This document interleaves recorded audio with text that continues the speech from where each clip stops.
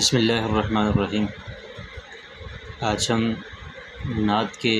5ویں شعر کی تشریح پڑھنے جا رہے ہیں۔ شعر کچھ اس طرح سے ہے: عزیزان من، گرتے ہوں کو تھام لیا جس کے ہاتھ نے، گرتے ہوں کو تھام لیا جس کے ہاتھ نے، اے تاجدار یثرب و بطحا تم ہی تو ہو۔ شاعر اس تشریح طلب شعر کے اندر محمد عربی سرکار دو عالم صلی اللہ علیہ وسلم کی ایک ایسی صفت کو بیان کرنے جا رہا ہے جس صفت کا زمانہ جاہلیت میں بہت زیادہ فقدان تھا، اور اسی ایک عمل کی وجہ سے زمانہ جاہلیت بے رحم اور ظالم زمانہ تصور کیا جاتا ہے۔ آپ صلی اللہ علیہ وسلم کی ذات اقدس جب اس دنیا میں تشریف لائے تو یتیموں، بیواؤں، مسکینوں، بے بسوں اور بے کسوں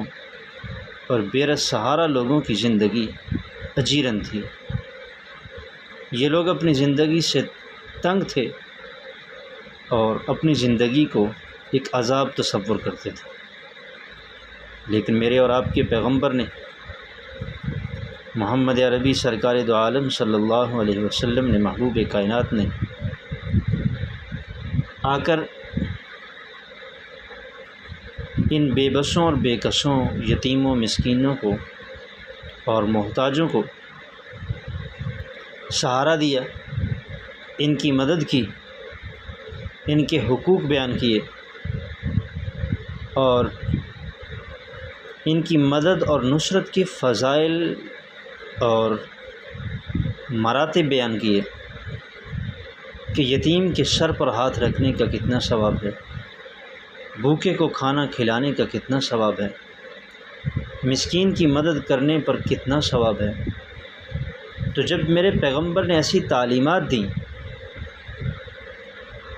ان کے حقوق بیان کیے اور ان کی خدمت کے فضائل بیان کیے، تو زمانے کی سوچ اور اہل زمانہ کی جو سوچنے کا رخ تھا وہ بفضلہ تعالی چینج ہوا، اور لوگوں کے اندر یہ احساس اور یہ جذبہ موجزن ہوا کہ کیوں نہ ہم یتیموں، غریبوں، مسکینوں، بیواؤں، بے سہاروں، محتاجوں، لاچاروں اور بے بسوں اور بے کسوں کی مدد کر کے اپنی دنیا اور آخرت کو سنوار لیں۔ تو زمانے نے دیکھا کہ وہی لوگ جو زمانہ جاہلیت میں یہ تمام ظالمانہ انداز اپناتے تھے، وہ نبی کریم صلی اللہ علیہ وسلم کی تعلیمات کی وجہ سے رحم دلانہ طرز عمل اختیار کرنے پر مجبور ہو گئے۔ تو شاعر نبی کریم صلی اللہ علیہ وسلم کے اس موجزانہ عمل کو دیکھتے ہوئے کہتا ہے کہ آپ ہی وہ ذات ہیں جنہوں نے زمانے کے بے بسوں اور بے کسوں کی مدد کا طریقہ اور سلیقہ اہل زمانوں کو بتایا، اور ان کی بدحالی کو خوشحالی میں تبدیل کر دیا، اور ان کی بے چینی کو سکون اور راحت میں تبدیل کر دیا۔ یہ آپ ہی کا کمال ہے، اور آپ کی ذات اقدس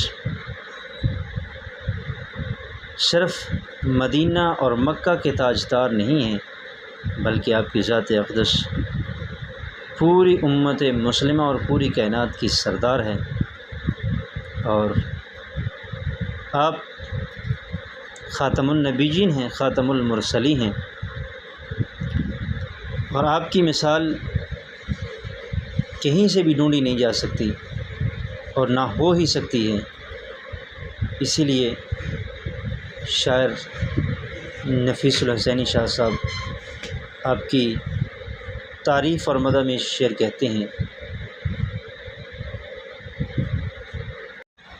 نفیس الحسینی شاہ صاحب کہتے ہیں، تیرا سکہ رواں کل جہاں میں ہوا، تیرا سکہ رواں کل جہاں میں ہوا، زمیں میں ہوا، آسماں میں ہوا، زمین میں ہوا، آسماں میں ہوا، کیا عرب کیا عجم سب ہیں زیر نگی، کیا عرب کیا عجم سب ہیں زیر نگی، تجھ سا کوئی نہیں، تجھ سا کوئی نہیں۔